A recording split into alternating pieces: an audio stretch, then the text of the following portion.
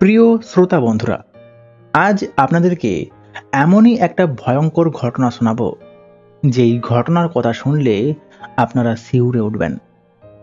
আমাদের হিন্দু ধর্মে একটা কথা প্রচলিত আছে যে কোনো ব্যক্তি মারা গেলে তার অস্থিকে যদি গঙ্গায় বিসর্জন করা হয় তাহলে সে নাকি আবারও পুনর্জীবন পায়।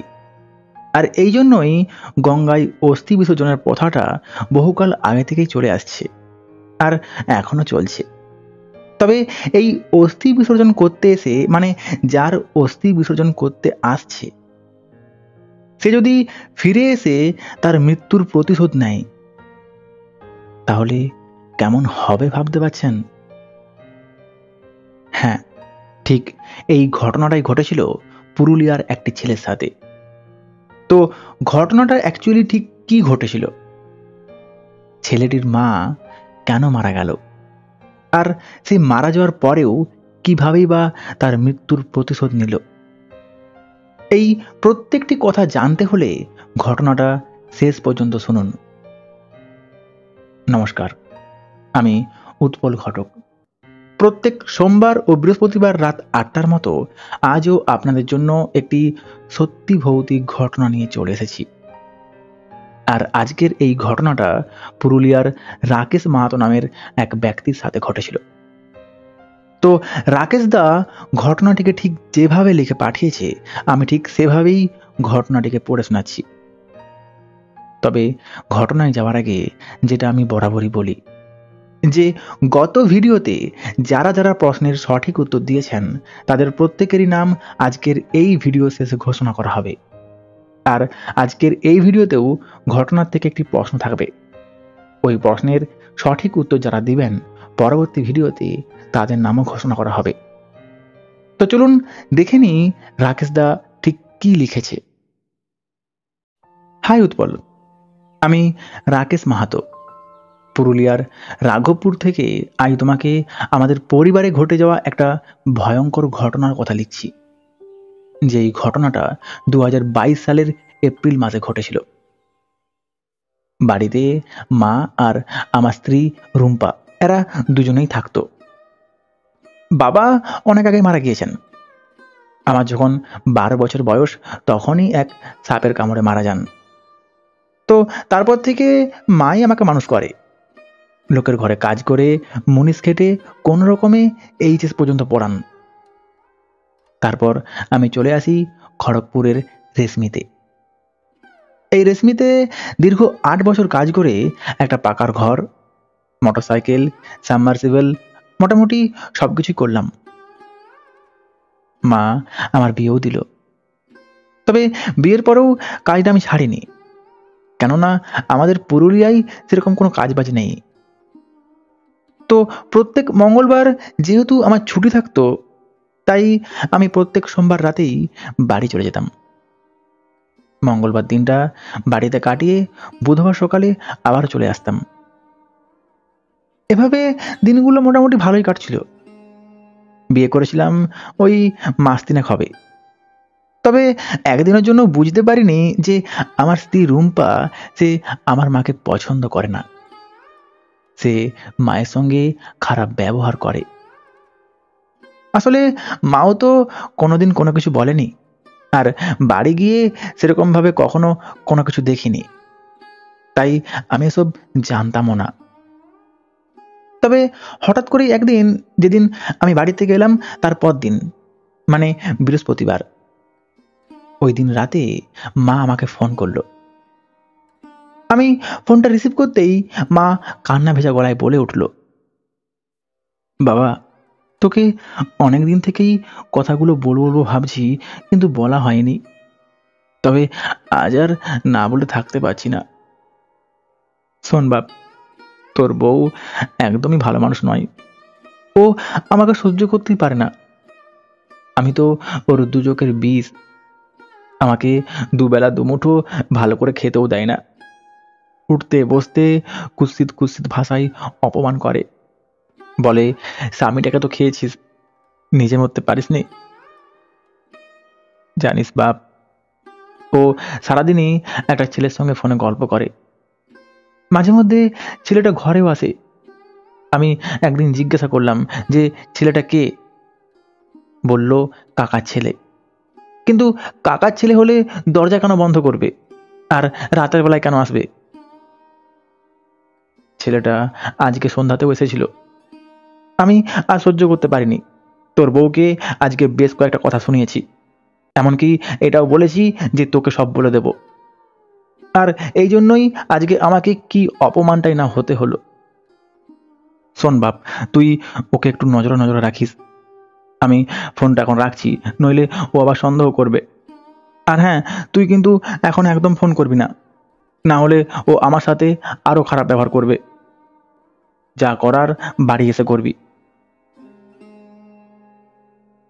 মা এই কথাগুলো বলে ফোনটা কেটে দিল।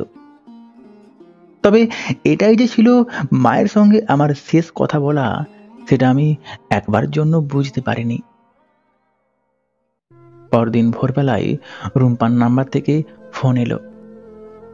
প্রথমে ফোনটা আমি রিসিভ করিনি, কারণ ওর সঙ্গে কথা বলতে আমার এক প্রকার ঘৃণা হচ্ছিল।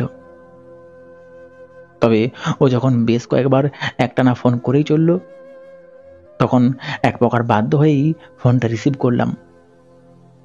আর ফোন রিসিভ করতেই ও বলে উঠল, ওগো তুমি এখনই বাড়ি এসো, মা আর বেঁচে নেই। উনি ঘরের আম গাছটাই গলায় দড়ি নিয়েছেন। মা গলায় দড়ি নিয়েছে? এই কথাটা শুনে আমি আর ঠিক থাকতে পারলাম না। ফোনটাকে কানে ধরেই হো হো করে কেঁদে উঠলাম। কিছুক্ষণ পর মনটাকে শক্ত করে আমার এক বন্ধুকে ফোন করলাম। তাকে সমস্ত ঘটনার কথা বললাম, এমনকি এটাও বললাম, ভাই আমি চাই না আমার মায়ের দেহটা নিয়ে কাটাকুটি হোক। মা পোস্টমর্টমে যাক। তুই এক কাজ কর, দেহটা গাছ থেকে নামানোর ব্যবস্থা কর, আর কার্ডটা রেডি কর, আমি যত শীঘ্রই সম্ভব আসছি। এই বলে আমি তাড়াতাড়ি করে বেরিয়ে গোকুলপুর স্টেশন থেকে ভোর 4:45 রাঁচি মেমোটা ধরলাম। বাড়ি এসে পৌঁছলাম 9:15 দিকে। আমার ওই বন্ধু সবকিছুই রেডি করে রেখেছিল, তাই আর দেরি না করে সঙ্গে সঙ্গেই মাকে নিয়ে শ্মশানের উদ্দেশ্যে বেরিয়ে পড়লাম। মায়ের দাহ কাজ বেশ ভালোভাবে সম্পন্ন হলো। তবে এই দাহ কাজ সম্পন্ন হলে পুরোহিত মশাই আমাকে বলে ওঠেন, বাবা রাকেশ, বলছি তোমার মা তো অপঘাতে মারা গেলেন, তো তুমি এক কাজ করো, তুমি গঙ্গায় ওনার অস্থি দেওয়ার ব্যবস্থা করো, নয়তো উনি যে নতুন জীবন পাবেন না। পুরোহিত মশাইয়ের এই কথা শুনে আমি সিদ্ধান্ত নিলাম যে মায়ের এই কাজটিও আমি নিজে হাতেই করব। তো দাহ সম্পন্ন হলে কিছু হাড় আর কিছু কাঠ কয়লাকে একটা ভাঁড়ের মধ্যে গড়িয়ে শ্মশানে যেই সমস্ত নিয়ম থাকে সব নিয়মকে পালন করে বাড়ি এলাম। তারপর দুপুর 3:30টার রূপসী বাংলা এক্সপ্রেস ধরে হাওড়ার উদ্দেশ্যে বেরিয়ে পড়লাম। আসলে রাত 9টার চক্রধরপুর ট্রেনটাই ধরতাম, কিন্তু ওই ট্রেনটায় গেলে আমি ভোরবেলায় পৌঁছাতাম, যার ফলে অস্থি ফেলে বাড়ি ফেরার ট্রেন ধরতে অনেকটাই দেরি হয়ে যেত। কিন্তু সেটা হলে তো চলবে না, কারণ মায়ের অপঘাতে মৃত্যু, অর্থাৎ তৃতীয় দিনে ঘাট। তো মা যেহেতু আগের দিন রাতে মারা গিয়েছেন, নিয়ম অনুযায়ী ওটা প্রথম দিন। আর আমি যেদিন গঙ্গায় অস্থি ফেলতে আছি, মানে যেদিন মায়ের দাহ করলাম, সেটা দ্বিতীয় দিন। আর যেদিন অস্থি ফেলে বাড়ি ফিরবো, সেটা তৃতীয় দিন, মানে ঘাটের দিন। তো যেহেতু পরদিন ঘাটের কাজ আছে, তাই সকাল সকালে বাড়ি ফিরতে হবে। আর এই জন্য ওই রূপসী বাংলায় ধরলাম। তো হাওড়ায় এসে পৌঁছালাম রাত 9:30টার দিকে। তারপর স্টেশন থেকে বেরিয়ে সোজা চলে এলাম জগন্নাথ ঘাটে।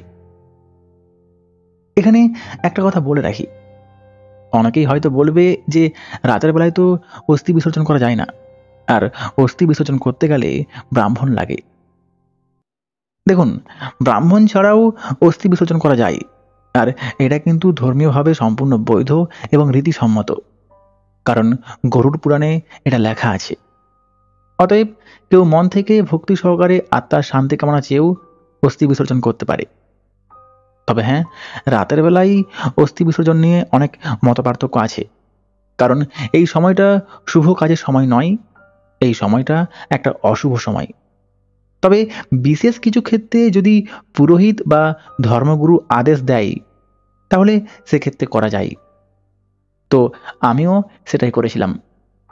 আমি পুরোহিতের সঙ্গে কথা বলে তার মতামত নিয়েই কাজটা করেছিলাম। তো যেটা বলছিলাম, আমি যখন ঘাটে এলাম তখন ঘাট পুরো খালি, কেউ কোথাও নেই। উপরের দিকে এক দুজন লোক আছে, তবে তারা অনেকটাই দূরে। ঘাট থেকে না তাদেরকে দেখা যাচ্ছে, না তারা ঘাট দেখতে পাচ্ছে। ঘাটের সামনে একটা ছোট হ্যালোজিন লাইট জ্বলছে, তবে মাঝে মধ্যে তার লাইটের জ্যোতিটা অনেকটাই কমে যাচ্ছে, আর যতটুকু আলো পড়ছে তাতে করে ওই গঙ্গার জলটাকে কেমন যেন হালকা কালো কালো দেখাচ্ছে। আমি ব্যাগ থেকে ওই মাটির ভাঁড়টা আর একটা গামছা বের করছিলাম। ঠিক তখনই দূর থেকে কোথাও একটা কুকুর এক অদ্ভুত আওয়াজ করে ডেকে উঠল।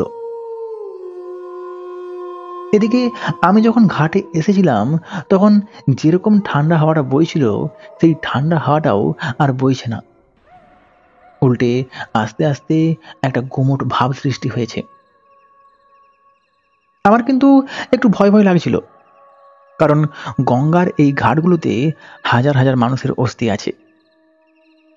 তাদের মধ্যে অনেকে হয়তো জন্ম পেয়েছে, কিন্তু অনেকে তো জন্ম পায়নি। তো যারা জন্ম পায়নি তারা তো মুক্তির আশায় এখানে আসতেই পারে। অতএব এই ঘাটগুলো রাতের বেলায় ভয়ঙ্কর তো বটেই, আর এই জন্যই একটু ভয়ও পাচ্ছিলাম। তবে ভয় পেলে তো আর চলবে না, যেই কাজে এসেছিলাম সেই কাজটা তো করতে হবে। তাই মায়ের ওই অস্থির ভাঁড়টা নিয়ে এক হাঁটু জলে নেমে এলাম। তারপর অস্থিগুলোকে হাতে নিয়ে মাকে স্মরণ করতে লাগলাম। তবে এই মাকে স্মরণ করার সময় আমার কেন জানি না মনে হচ্ছিল যে মা আমার পেছনেই দাঁড়িয়ে আছে, কারণ মা তার মাথায় একটা নিম তেল মাখত। আমি সেই মুহূর্তে সেই তেলটার গন্ধ পাচ্ছিলাম। আমি পেছন ঘুরে তাকালাম, কিন্তু না, কাউকেই দেখতে পেলাম না। না, আমি আর দেরি করলাম না। অস্থিটাকে জলে ভাসিয়ে একটা ডুব দিয়ে সোজা উপরে চলে এলাম। উপরে এসে জামা কাপড়গুলো চেঞ্জ করছি, ঠিক তখনই একটা নিঃশ্বাসের শব্দ শুনতে পেলাম। শব্দটা শুনে আমি পেছন ঘুরে তাকালাম, আর এই পেছন ঘুরে তাকাতেই আমি যা দেখলাম তা দেখে আমি নিজের চোখকেও বিশ্বাস করতে পারিনি। আমি পুরো পরিষ্কার দেখলাম যে মা দাঁড়িয়ে আছে।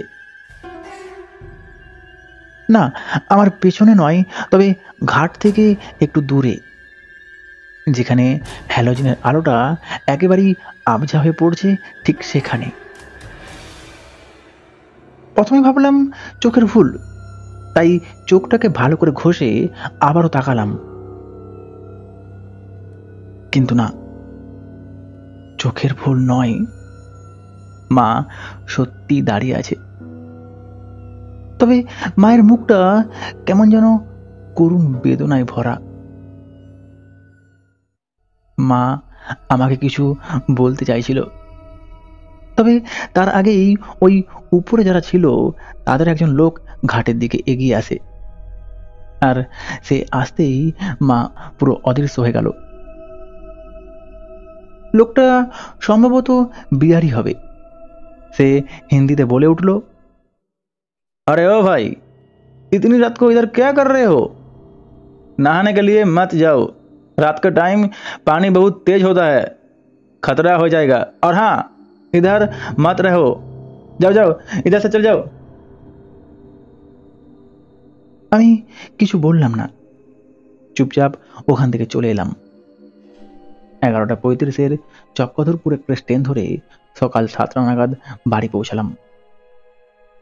ঘাটের কাজ, পরদিন শ্রাদ্ধের কাজ দুটোই ভালোভাবে সম্পূর্ণ হলো। রুম্পার বাপের বাড়ির লোক, আমার পিসি পিসেমশাই, জেঠু জেঠিমা, মানে যতজন আত্মীয় এসেছিল তারা প্রত্যেকেই যে যার বাড়ি চলে গেল। আর ঠিক ওই দিন রাত থেকেই ভয়ঙ্কর ভয়ঙ্কর ঘটনা ঘটতে শুরু করলো। অবশ্য ঘটনাগুলো ঘটতো রুম্পার সাথে, তবে কিছু কিছু ঘটনা বাড়িকে কেন্দ্র করে ঘটতো। তো ওই দিন রাত 2টোর সময় রুম্পার হাঁপানোর আওয়াজে ঘুমটা আমার ভেঙে গেল। আমি চোখ খুলে দেখি রুম্পা কেমন যেন ছটফট করছে, যেন ওর দম আটকে আসছে, যেন নিঃশ্বাস নিতেই পারছি না। আমি ওকে জিজ্ঞাসা করলাম, কি হয়েছে, এরকম করছো কেন? ও তখন হাঁপাতে হাঁপাতে বলে ওঠে, তোমার মা উনি উনি আমাকে বাঁচতে দিবেন না। আমি আমি ঘুমাচ্ছিলাম, তবে হঠাৎ করেই আমার কেমন ঠান্ডা লাগতে শুরু করে। আমি উঠে গিয়ে ফ্যানটা অফ করতে যাব, ঠিক তখনই বুঝলাম যে আমার বুকের উপর কেউ বসে আছে। আমি চোখ খুললাম, কিন্তু কাউকেই দেখতে পেলাম না। তবে আমি উঠার চেষ্টা করলে বা তোমাকে ডাকার চেষ্টা করলে কোনো কিছুই করতে পারছিলাম না। আমার হাত পাগুলো কেমন যেন অবশ হয়ে যাচ্ছিল, মুখ দিয়ে একটা টু শব্দও করতে পারছিলাম না। উল্টে গলার উপর একটা ঠান্ডা হাতের ছোঁয়া পেলাম, আর ওই ছোঁয়াটা আস্তে আস্তে আমার গলাটাকে চিপে ধরতে শুরু করলো। আমার দম পুরো আটকে আসতে লাগলো। কি যে করব কিছুই বুঝে উঠতে পারছিলাম না। মনে মনে বজরং বালিকে স্মরণ করতে লাগলাম। কিছুক্ষণ পর একটু স্বাভাবিক হলাম। আমি উঠে বসলাম, আর আমি উঠে বসে যেই জোরে জোরে শ্বাস নিচ্ছি অমনি তুমি উঠলে। রুম্পা এই কথাগুলো যখন আমাকে বলছিল, তখন আমি খেয়াল করলাম যে সত্যি ওর গলায় একটা লাল দাগ পড়েছে,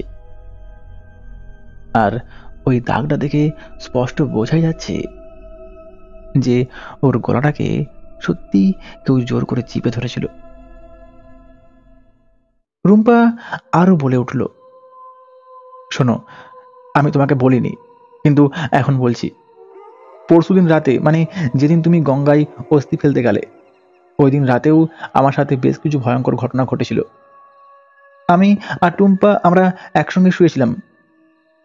টুম্পা ঘুমিয়ে পড়লেও আমি কিন্তু ঘুমাইনি, কারণ আমার ঘুম আসছিল না। তো এমন সময় হঠাৎ করেই ঘরের দরজাটা একটা বিকট আওয়াজ করে খুলে গেল, আর দরজাটা খুলতেই আমি পুরো পরিষ্কার দেখলাম যে তোমার মা দরজার সামনে দাঁড়িয়ে এক ভয়ঙ্কর দৃষ্টিতে আমার দিকে তাকিয়ে আছে। আমি সঙ্গে সঙ্গেই টুম্পাকে ডাকলাম, তবে টুম্পা উঠতেই তোমার মা পুরো অদৃশ্য হয়ে গেল। তারপর সকালবেলাতেও একটা ভয়ঙ্কর ঘটনা ঘটল। আমি বাথরুম থেকে মুখটুকু ধুয়ে এসে যেই আয়নার সামনে দাঁড়িয়ে মুখটা মুছছিলাম, ঠিক তখনই আয়নাতে তোমার মাকে দেখতে পেলাম। আমি পুরো পরিষ্কার দেখলাম যে তোমার মা আমার পেছনেই দাঁড়িয়ে আছে। তবে পেছন ঘুরে যেই তাকালাম অমনি আত্মাকে দেখতে পাইনি। রুম্পার এই কথাগুলোকে আমি ওই দিন অতটা গুরুত্ব দিইনি, তবে পরের কয়েকদিনে যা ঘটল তা মৃত্যুর থেকেও ভয়ঙ্কর ছিল।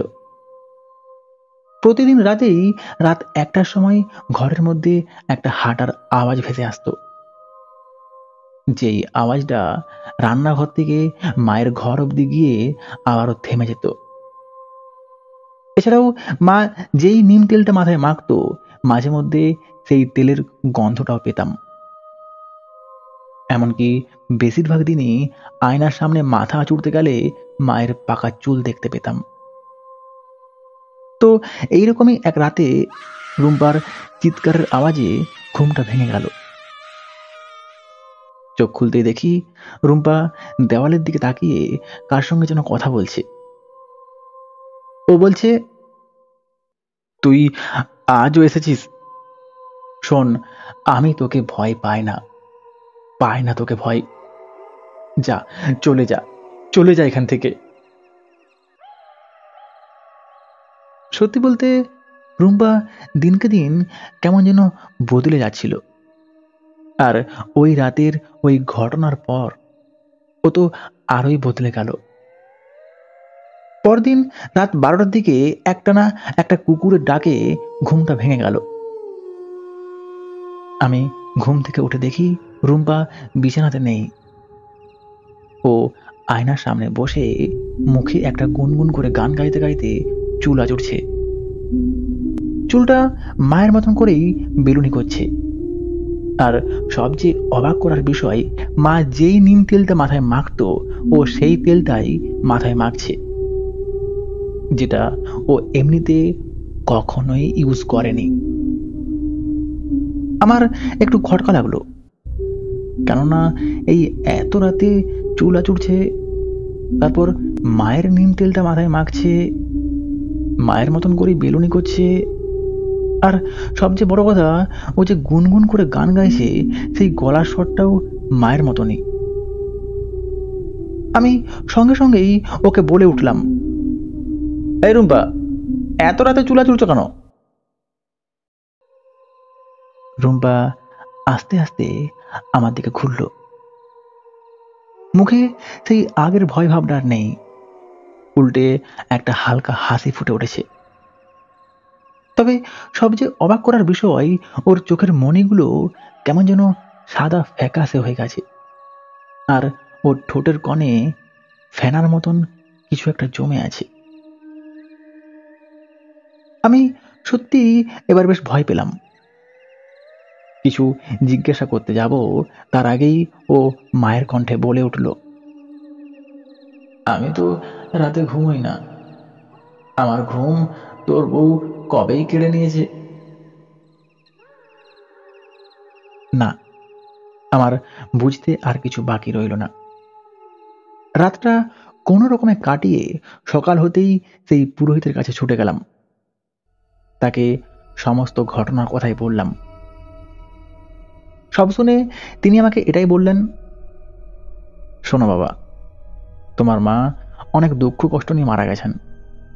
অতএব উনি এখন একজন অভিশপ্ত আত্মা, আর এই অভিশপ্ত আত্মারা সহজে বিদায় নেয় না, এরা প্রতিশোধ নিতে চায়। তবে হ্যাঁ, এদেরকে মুক্তি দেওয়া সম্ভব, আর সেটা হচ্ছে গয়ায় পিণ্ডদান করা। একমাত্র গয়ায় পিণ্ডদান করলে তবেই এরা মুক্তি পায়।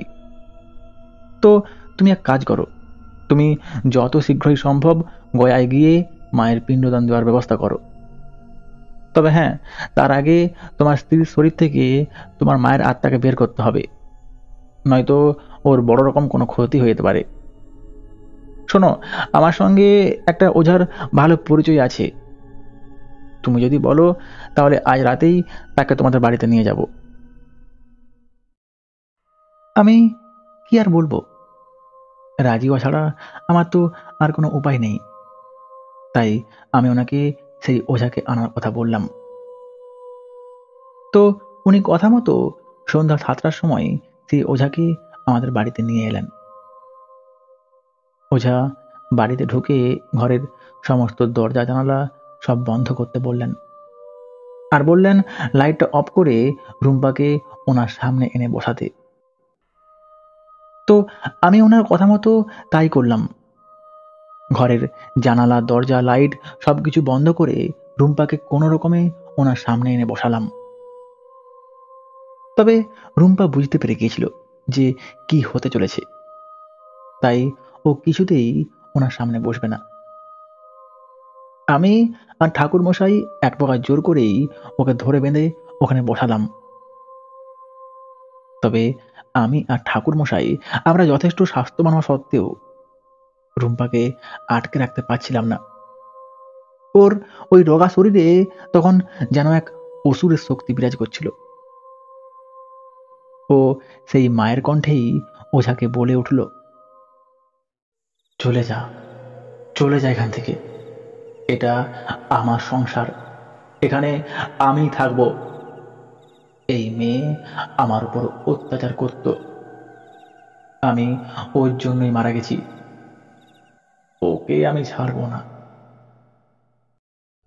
তো মা যখন আমাদের সঙ্গে এইরকম কথাবার্তা বলছিল, ঠিক তখনই ওই ওঝা ঘরের মধ্যে একটা মোমবাতি আর বেশ কয়েকটা ধূপকে জ্বালিয়ে মা তারার ফটোর সামনে রেখে জোরে জোরে মন্ত্র পাঠ করা শুরু করলো। তো ওঝা যেই মন্ত্র পাঠ করা শুরু করলো, অমনি রুম্পা যেন ক্ষিপ্ত হয়ে উঠল। আর একটা সময় গিয়ে ও এতটাই ক্ষিপ্ত হয়ে উঠেছিল যে আমরা ওকে আর আটকে রাখতে পারছিলাম না।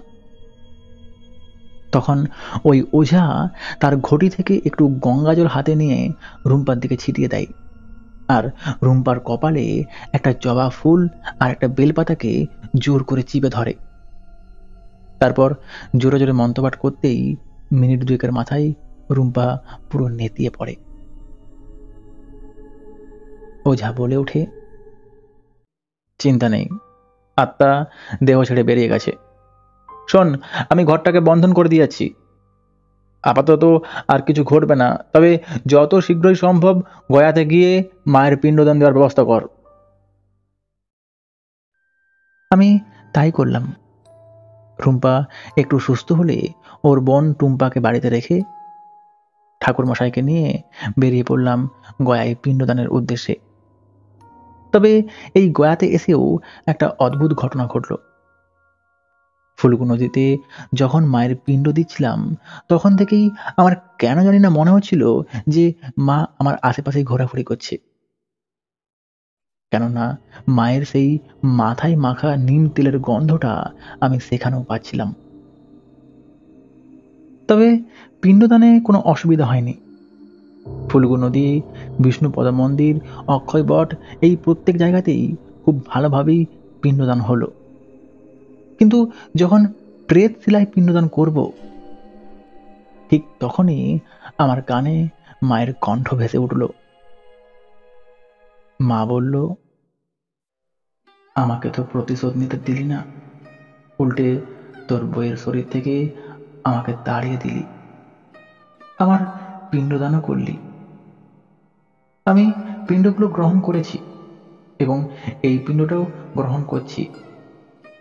তবে হ্যাঁ, তুই কিন্তু ওকে শাস্তি দিবি, আমার মৃত্যুর প্রতিশোধ অবশ্যই নিবি। আমি কাঁদতে কাঁদতে মাকে স্মরণ করে বলে উঠলাম, মা গো, তুমি শান্ত হও, আমি কথা দিচ্ছি তোমার কথা অবশ্যই রাখব। এই বলে আমি যেই প্রেতশিলায় পিণ্ডটা দিলাম, ঠিক অমনি একটা ঠান্ডা হাওয়ার ঝাপট আমার কানের পাশ দিয়ে বেরিয়ে গেল, আর মায়ের সেই মাথায় মাখা নিম তেলের গন্ধটাও আস্তে আস্তে পুরো মিলিয়ে গেল।